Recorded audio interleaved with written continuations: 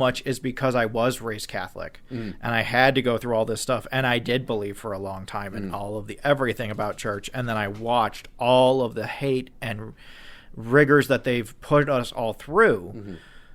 since the turn of the millennium specifically, but like that's when it became more publicly aware of that we were being tortured and not that this was just the way of things.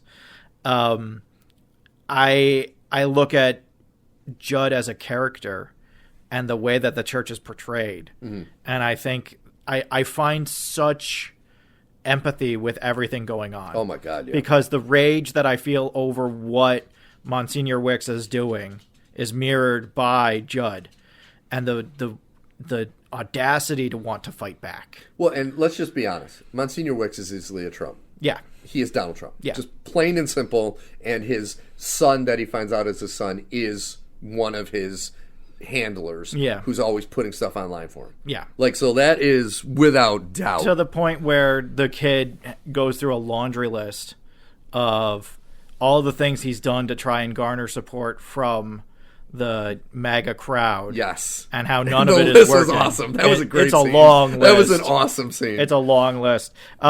He's not a good guy. He's the kind of guy who will film you and then ask if it's okay for him to post it, and you say no, and he says, okay, I'm posting it now. Yeah. And you say, why did you even ask, you fucking shithead? But I love Judd. I love Judd's belief because it's what I miss. Yeah. It's what I liked about the church.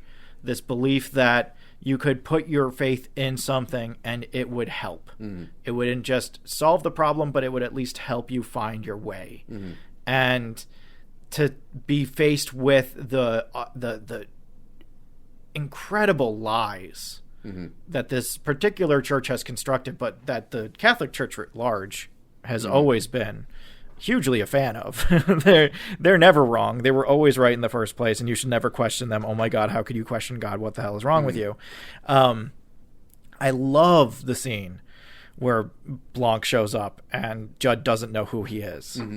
And so they're just talking about the church, and Benoit Blanc is talking about all of the hate and villainy and awfulness that church at writ large has created in this world, all the strife and division that it makes and that it profits off of every day, every moment, every year.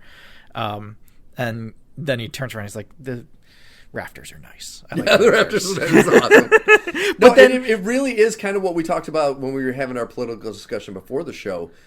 Every character in this movie who is part of the church is how quote unquote Christians are nowadays. Where they say they are Christians and they follow Jesus, but they are doing the exact opposite. Well, and Judd is the only true follower of Christ, and everything he does is trying to be better for society. Yeah. It's fucking amazing watching that dichotomy. To the point where they're not just following the church because they have faith. They're following the church because they've been promised that if they do, they'll get something for it. Yep.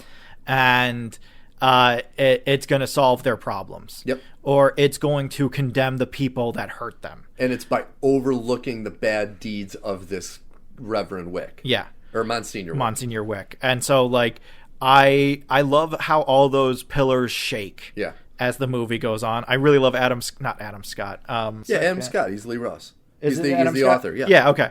I think Adam Scott, and I think the guy from Parks and Rec. But I love that his portrayal. Yeah. I love that moment where the two priests are talking, and Judd is like, he built a moat around his land, not a metaphorical moat, an actual moat. That's so awesome. And it's just like, I just love this. I love this movie. I think everybody in it's really good. It has a really fascinating cast of characters. Quick shout out to Jeffrey Wright, who only has a couple scenes. Yes. Fucking steals. Oh my God. Every scene as the bishop. The scene where so the movie opens with Judd having a hearing. Yes. Because he punched somebody. He punched a deacon. A deacon. Yeah. And gave him a concussion. Yes. And so now he's in this hearing, and it's with two priests and the bishop is played by Jeffrey Wright. Yeah. And so the meeting ends, and they're walking in the yard, and Jeffrey Wright just turns to him, and he's like, listen, I can't say that what you did was okay. I also can't say that a lot of us didn't also want to punch this guy. Yeah. So when Jeffrey Wright calls him a dick, he goes, yeah, he was a dick. He was a total dick. Yeah. Yeah. Fucking awesome. And it's just like, I love those moments. Oh, so good. That's the thing, is that every character here is so engaging. Yeah. They all just are they just suck you in like a black hole, and you just are so fascinated by each of them. The cello player, who was played by the same woman who was in Romulus. Kelly Spaney. Spaley, yeah. She plays Simone. The cellist, yes, who has chronic leg pain that's going to be saved by Jesus if she just keeps giving money to the church. She gives them her whole money, all her money. But like, I love how she and Kerry Washington, their progression of characters, to the point where Kerry Washington learns the truth and is like, fuck this, fuck all of you, I'm fucking done, I'm not doing this, I've been lied to and manipulated this whole time, I'm fucking out. I'm done with this shit. Y'all figure it out. I'm out. Well, what I loved about the Kerry Washington character is she was that dynamic of most kids who grow up and leave the church because they're like, my parents pushed me into this. Yeah. And I was told to think this and believe this. But now I'm seeing it was all bullshit, so go fuck yourself. And that was an interesting, like you're saying, it was really interesting watching her switch to that. It's really, like, the more we talk about it, the more I hadn't really thought about how each of them represent a view of the church from someone who follows in the church. And that is true. She is the youth that has been lied to and raised in this. And Adam Scott is the person who thinks that this is going to lead to his fortune and his reprisal in society. Jeremy Renner thinks that this is the thing that's going to prove that he was right and his wife was wrong, and that she had no reason to leave him, and that it was all her fault and never his. Yeah. Glenn Close believes that this makes them so pious that they are above any reproach. Yep. And any idea of reproaching it means that you are going against God. Yeah. And then you have fucking Thomas Hayden Church, who is just there because he loves someone who believes. He's the caretaker and just loves. He just loves Glenn Close, and it's not about whether he believes; it's about that she believes. And you find out that she actually really loves him. Yeah, at the end, which truly loves awesome. him. Yeah. I love that moment. I've had this moment a lot with everything going on recently. I love the moment where Judd is in a screaming match with Monsignor Wicks, and he storms out and he goes straight to Thomas Hayden Church's garage, and he starts using his punching bag. He's like, hey, can I use your bag? Like, I say that every time I get upset and I don't know what to do. Yeah. I'll just march around and I'll just look at Kelly. It's like, mind if I use your bag? Dude, that was so awesome. No, and I mean, most of the things I love about this movie do revolve around Judd, and just watching his character going from, I don't see why I need to help you solve this crime, to getting like giddy about it, to the point where when they find out Cy has the video and they run into like unlock the door, I was laughing my ass off. Yeah. But then he has that moment with the woman from the construction company, which was amazing. I love that moment. And he realizes he's stepping away and he's allowing the situation to pull him away from what made him want to become a priest. What his actual calling is. And then he's just like, I don't need to do this. You're distracting me from what I'm supposed to be doing. I'm supposed to be helping these people, and instead I'm helping you, and I shouldn't be helping you. I should be helping them. And so what is wrong with me? I have one calling in this life that I know is like my true north, and it's not helping you, it's helping them. And it's just, I love Judd as a character. I love the moment where he confronts Wicks, and he's like, I know you're impotent. I know you can't get a boner. Stop talking to me about your fucking jerking off sessions and what you imagine. And Wicks pushes him over, and he gets up, fists up. And I'm like, that's who. Yeah. That is such a great ideal to hold. I'm not going to start the fight, but I'm not going to back down either. Which we haven't talked about Wicks. Josh Brolin was really good. Great. He was great. Yeah. He was so good. He was really good. Such a piece of shit. Yeah, and it really helped that like he just had to sell it with his face. Yes. A lot of his sermons we don't hear. A lot of his sermons are shown, not heard. And so it's just people being offended and walking out. And it's him at the pulpit screaming like one of those, doomsday. But did you reverence. notice the lighting, which they did a lot in this movie? movie? Yeah, through the stained glass especially. Where he's screaming and his vestments are pink. Yeah. And it's two gay guys walking out flicking them off. Yeah. I was like, that's genius. Yeah. Well, there's a lot of moments where when Judd starts talking about why he loves the church and what it can be, the light will come on behind him as like a support of like, yeah, no, I hear you and I agree with this guy.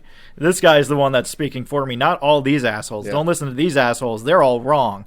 They're all going to cannibalize each other and get what's coming to them. And this guy's got it right. I love that the name of the church changes. Yeah.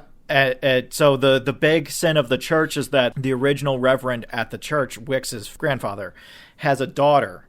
Who's a whore. Well, they say is a whore. They call her a whore. She's just a person. Yeah, they kind of play it off like Mary Magdalene. How the church called her a whore, but in reality, she's just a person. She's just a person, and a lot of people think she was like, her and Jesus were together. Yeah. And so it's like, they play her off in these scenes like she's a whore, and she's like, no, I'm just a human being. She's just a person, and she makes bad decisions. Yeah. But she's not evil, and she's not like a reveler. She's not running around naked and making out with people. Yeah. We see her suntanning at one point, and that's like the most sinful thing we see her do is show off her body.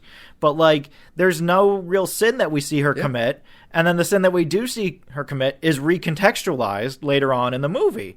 And so, like, I love that this woman is damned by this church, and everybody who attended it, and it hangs over Wicks as her son. It hangs over him and everything that he does. It is like this great evil that they've overcome. And by the end of the movie, all of that is shown to be what actually happened. And they changed the name of the church to her name as a sign of we're healing. We recognize that we were wrong. We're going to be better. And I really like this movie as a parable for how to handle things, because everybody is human. Nobody here is perfect.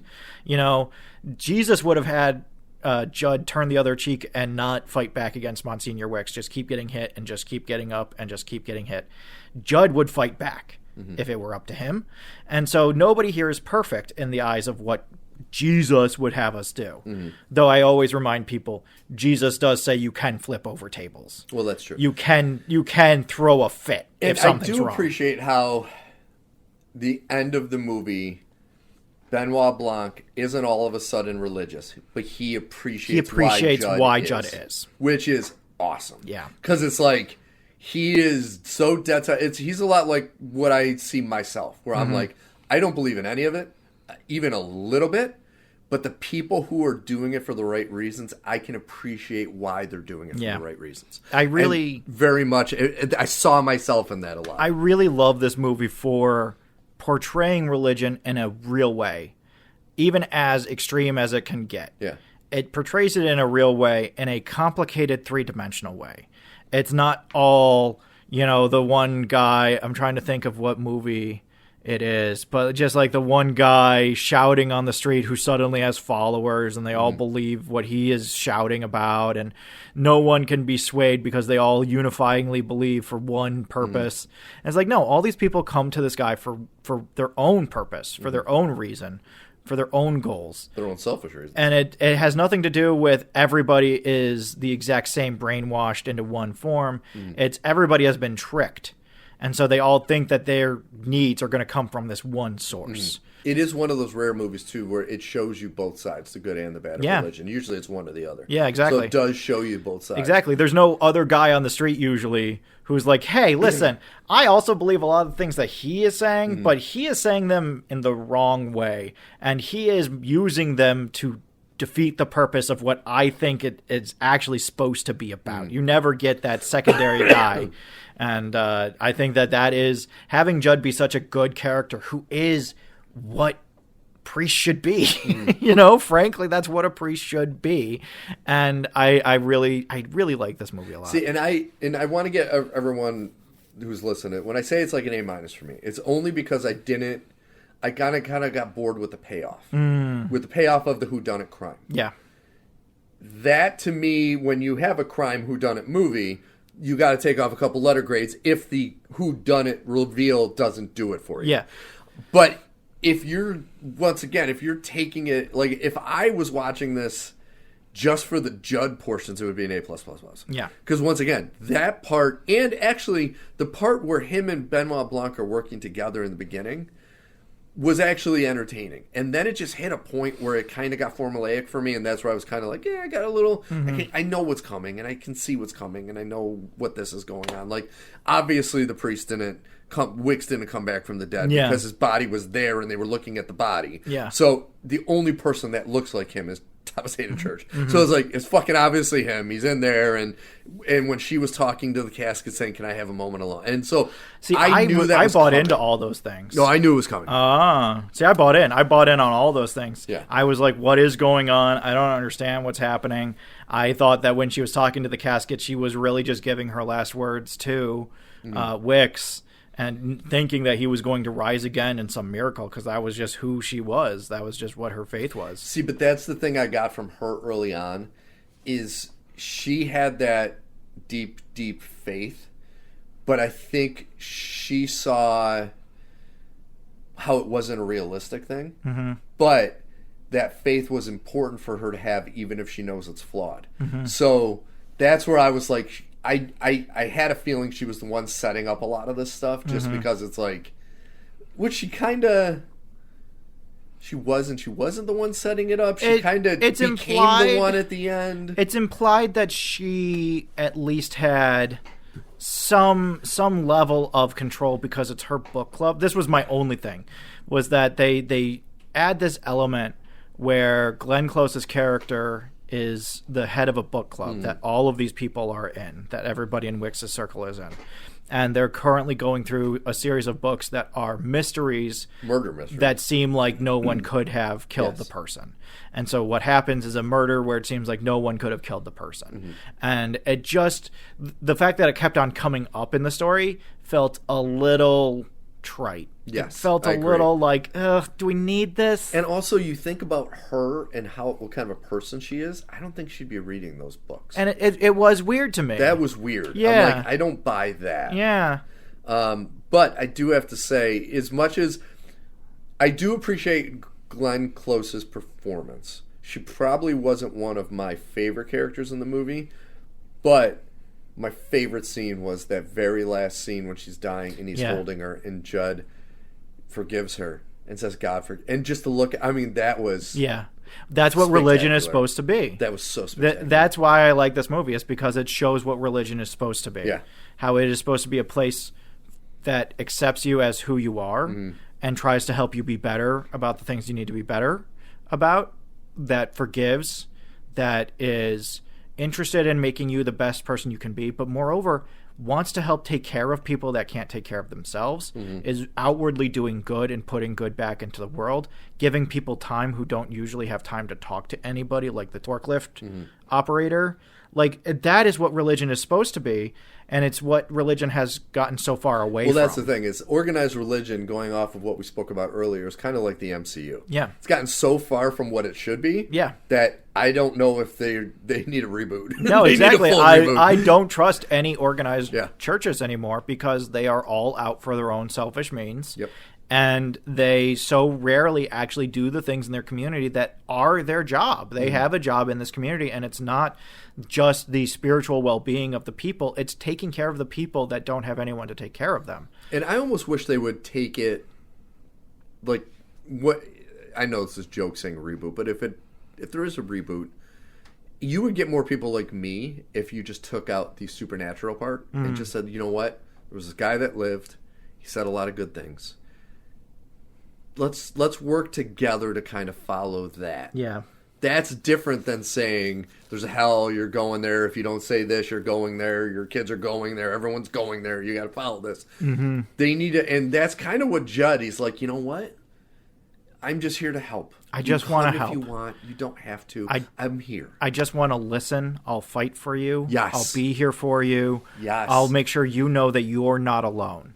And no matter what happens, no matter how bad you feel, no matter how bad a day you're having, I'll be here if you need someone to talk to. And I won't judge you for who you are. I'll try and help you be a better person about the things that are hurting you or other people. And that's the sad thing for most of the movies we've seen recently. He's the most fictional character I know. any movie, which is sad. Yeah.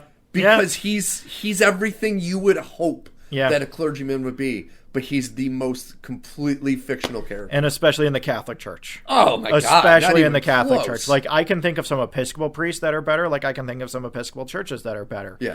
It's hard for me to think of a Catholic Church that is doing everything that they're supposed to be doing, where the people are being the people that they're supposed to be, that they are upholding the values that they are supposed to hold. They are not doing any of these things. I've been a part of enough Catholic churches to know that it is almost impossible to find one that is, and it's usually because the priest at the center of it is making it that way. Yeah. And once that priest is removed, this literally happened to me, once that priest is removed, the entire system changes and is made instantly worse. And the problem is that the Catholic Church has so few priests that are good that they cycle all the priests around so that they can get the most use out of each priest. So you only have a priest for 7 to 12 years. I think you can defer it once. And so you always are getting new priests, and everything is always changing over. And there's always bad stigmas that are elevated. And it becomes a community where you're trying to hold each other together when your leader keeps on being changed. Yeah. And like the Catholic Church is a mess for a variety of reasons. They need to atone for their sins. They need to admit to what they've done. And they need to actually uphold what they're supposed to be doing. Mm-hmm. But that goes, I mean, honestly, that goes for every religion. Every religion. Every single religion. I don't know any religions that are about killing people. I know a lot of people that kill people on behalf of religion. Well, that's the thing. Is what does it say? Religion is the only thing that can give good people a reason to do bad things, or an excuse to do bad things. An excuse to do bad things. Yeah. Because Jesus never says kill each other. In fact, he says the exact opposite of that. But people following him use him as an excuse to kill each other. Yep. So it has nothing to do with the book, what the book tells you to do. It has everything to do with what you say the book says, so you can do the things you want to do. And to me also, there need to be more people like Jed to follow, because you're following a flawed book written thousands of years ago that doesn't have a grasp on current reality. And not only that, you're not following the parts that are still empathically important to the modern societies. So you're taking the stuff that out of context doesn't matter for what we do on a day-to-day basis, and you're ignoring the stuff that does actually have real reason for being in this book. And all this added controlling parts, like there's no part in that book anywhere saying you need to go to a church. There's no part saying you need to do this, you need to do that, which all of these rules now in all these religions, all holy books have that, where it's how you interpret it. Where one or two are gathered, there I am. That's it. That's it. And if you want to have a spiritual leader, here are spiritual leaders. Here are places of high spirituality. But ultimately, your relationship between you and God is your relationship between you and God. And the dude standing on the box in the middle of the road is actually more in line than the guy standing at the pulpit with all of the glistening gold around him and all that. Exactly. So exactly. No, but this was it really was a great movie. Once again, I my issues aside, I don't want people to hear my A- and think I didn't like it. It's a must watch for the character study in the movie. It's an A- is still a huge compared to what we watch. Compared to what we sit through, an A- is still an extremely good score. It's a very high grade. Yeah, there's only like one or two red lines in there where you're like, what about this? And what about this? That's all it takes to get an A-. And it's the character work in it is spectacular. Yeah, I agree. And just don't, for those of you who are going into this worried about the 2.5 hour runtime, I kind of was. And at first, that first half that I said I loved as my favorite part, I was getting a little nervous about it potentially being a little too long, but they do a good enough job with the character work where it doesn't feel like it. I thought it paced out before well. I knew it, the movie was done. Yeah, which is good. Once it picks up speed, because I agree, it's like all of Rian Johnson's mysteries. There's a lot of setting up. The entire first act is just constructing the situation. Yes. And then, so you don't actually get to the plot of the thing until about an hour in. And then by then, you want more time with Benoit Blanc. So now you have to have an hour and a half with Benoit Blanc. And so you have a 2.5 hour long movie. But it's always worth it because all that lead in is so well written and well paced that you never feel like it's slow. Like I go back to Glass Onion, where the beginning of that movie is the delivery of all these puzzle boxes, and we're just being introduced to character after character after character after character, with the backdrop being COVID and all these political ideals and things, and you're just going around and around and around. It never feels slow, and you don't feel lost. Yeah. And it has a great payoff, because as Janelle Monáe just smashing the thing open. Yeah. So it's a great payoff. Oh, and a little weirded out when I saw Mila Kunis as the... Yeah, I was too. I was surprised. I was like, I didn't realize you were out of the doghouse, but okay, if you're out of the doghouse, you're out of the doghouse. She's out of the doghouse, but she's gotten to that point in her career where she plays like the middle-aged women. woman. Yeah, I was like, all right. Yeah. But she still sounds like Meg, so it throws me off. Yeah. So. Well, she still looks a lot like herself in that 70s show. Oh my God, she looks. She does not age. No. She's got the Paul Rudd disease. Yeah. All right, folks. Well, that was Nerdpod Generations episode 181. I really hope you enjoyed it. I enjoyed it. That was a hell of a. That was a good one. That was a really good one. We got a couple good rants in there and some nice discussions about movies. It was. We went island hopping through the Rant Archipelago. Yeah. Archipelago. You know what? I know it's close enough. I know what you're saying. So once again, Nerdpod Generations 181. Please go back, listen to our back catalog. Also go to nerdpodgen.com. And Al, who does our artwork and our music? Our art is by Kortney Howell. Our music is by Brendan Williams and James Connolly. I am Alfred Judson. And I'm Steve Taylor. I'm sure we'll have fun next week, friends and enemies. Oh, yes. And I think we're done with football for a little bit. It depends on when we record next week. If we'll probably be before the Super Bowl, so we're probably done. I don't know what you're talking about. There's no other football. Game. Football ended 2 weeks ago. I don't know what you're talking about. If the Seahawks destroy the Patriots, you'll probably want to If it's a pantsing, I want full butt cheeks on television pantsing. If it's that, I'm in. I knew you talked about it. All right, folks. Have a good week, friends and enemies.